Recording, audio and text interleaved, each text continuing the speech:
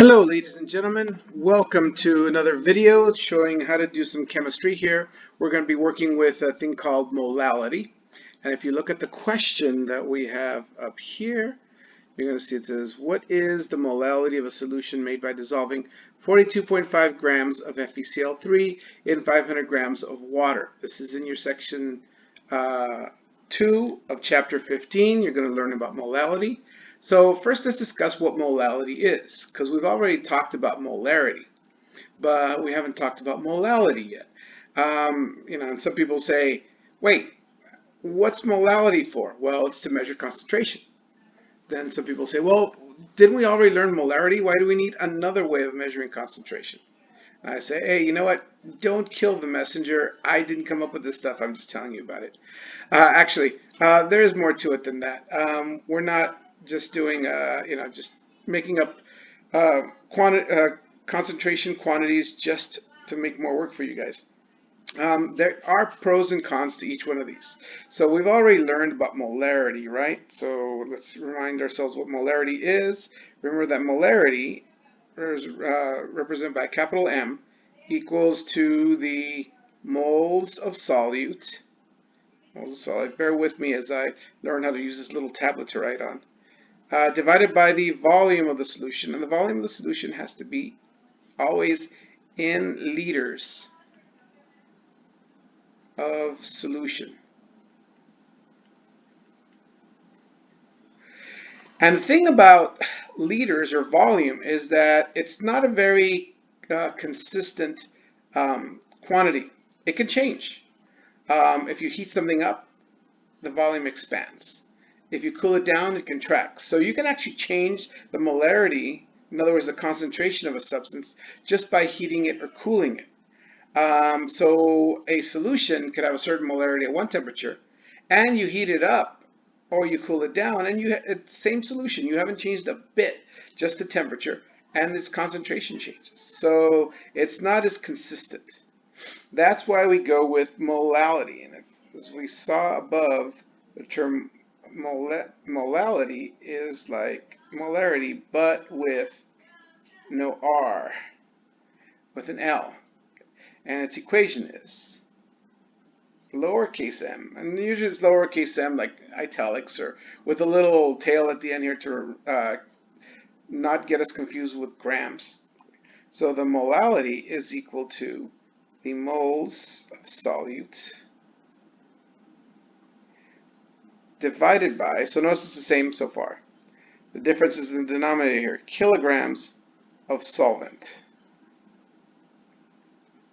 Okay, so now we've got kilograms of solvent, and now both of these, numerator and denominator, are consistent, even if the temperature changes. Moles of solid, how much moles you have of something is going to change just because you heat it up or you cool it down. And the kilograms is also something that does not change. Volume does, kilograms doesn't. So that makes molality a bit more consistent than molarity. So sometimes when we have equations that require temperature changes, we actually use molality in its place. Okay? So now let's do a problem over here. And so I have this problem up here that shows how to calculate the molality. Let's go ahead and see how we would go ahead and calculate the molality. First off, let me go ahead and erase, see how my erasing goes. All this is, like I said, new to me, so I'm getting a little better as I go. Okay, there we go. All right, if you need all that information, you can just go back and run the video backwards. All right, so what we need to do now is calculate. Now, answer this question. What is the molality of a solution made by dissolving 42.5 grams of FeCl3 in 500 grams of water? Okay, so once again, what's our definition? Whenever you ask for molarity or molality, remember, go back to the definition. The definition is an equation. Molality is equal to the moles of solute over the kilograms of solvent. And first we have to identify what is our solute, what is our solvent. Based on the description here in the problem, we have this solution right here, right? And the solution is made by putting FeCl3, and you're going to put that into water.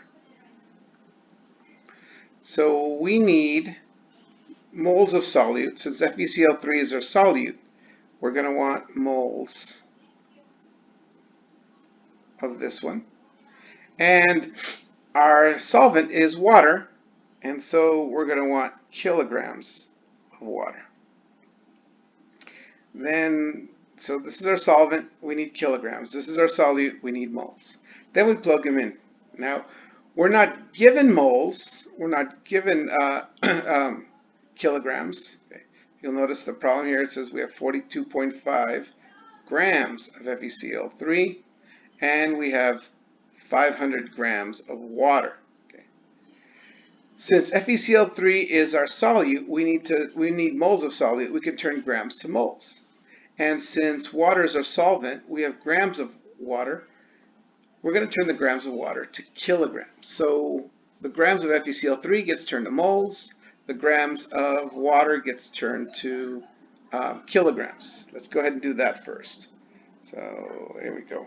Let's start off with our 42.5 grams of FeCl3, and then we need to convert that to moles. Okay. And by this time, guys, we should know how to convert grams to moles. It's been since November that we've been working on this, right? So remember, in order to figure out the molar mass of FeCl3, you got to look up the atomic mass of iron and the atomic mass of chlorine. And I will just tell you right now, as I look on the periodic table, that the atomic mass of iron is 55.85, and the atomic mass of chlorine is 35.45. So the atomic mass, of the molar mass of FeCl3 is just this number once plus this number times 3. Right? So let's do that. We have 55.85 plus 3 times 35.45, and that's going to give you 162.2. So the molar mass for FeCl3 is 1 mole of FeCl3 weighs 162.2. Right, 162.2 grams.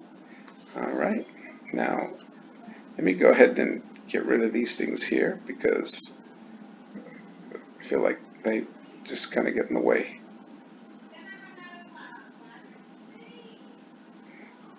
All right. Okay, so let's go ahead and then continue our problem.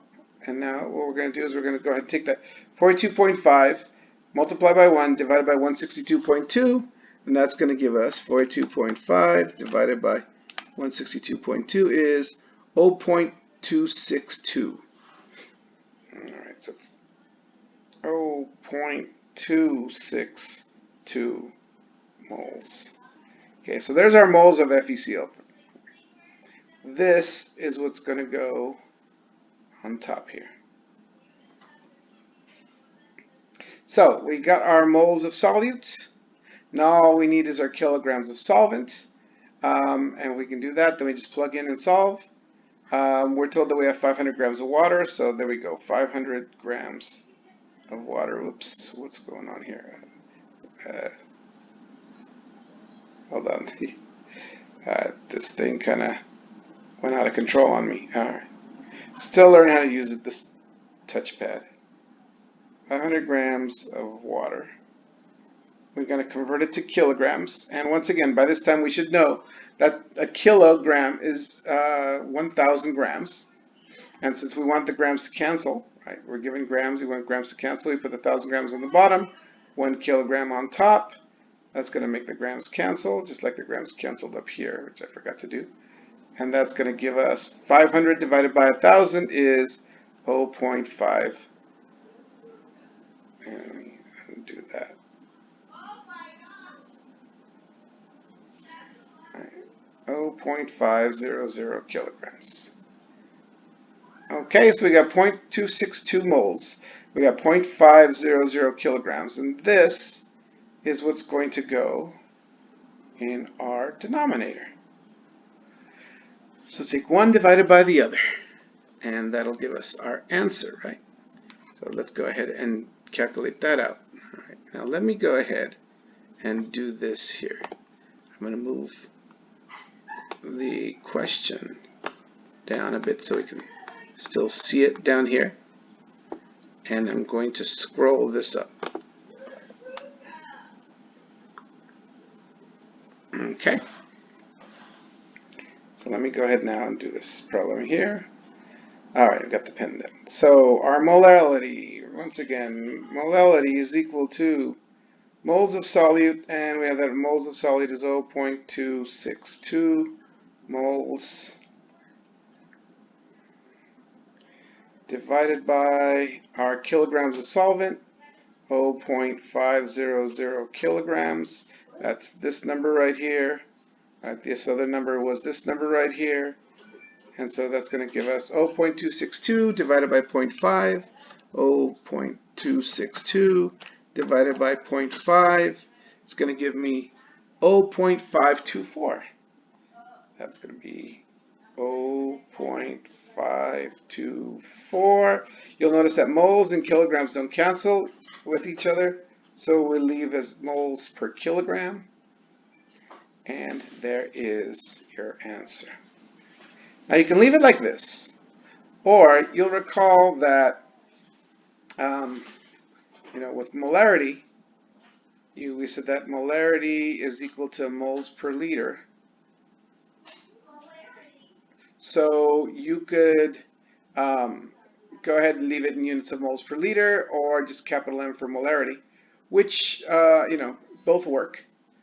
Same thing with molality. Molality is moles per kilogram, and sometimes one set of units works, the other set of units doesn't. Works better. So sometimes we want one set of units, sometimes we want the other set of units. Same thing with here. 0.524 moles per kilogram can be replaced with 0.524. Notice the numbers is the same, and I just put the little mole out. Okay. And concentration quantities are those where a lot of them, the quantity and the unit that we use are the same. So, molality here is the quantity, and it's also the M is also used as a unit. Okay, so I hope that helped. I hope it allowed you to kind of do your molality problems. I'll be back with another video showing how we can put molality to use in order to solve another problem. Okay, have a good day.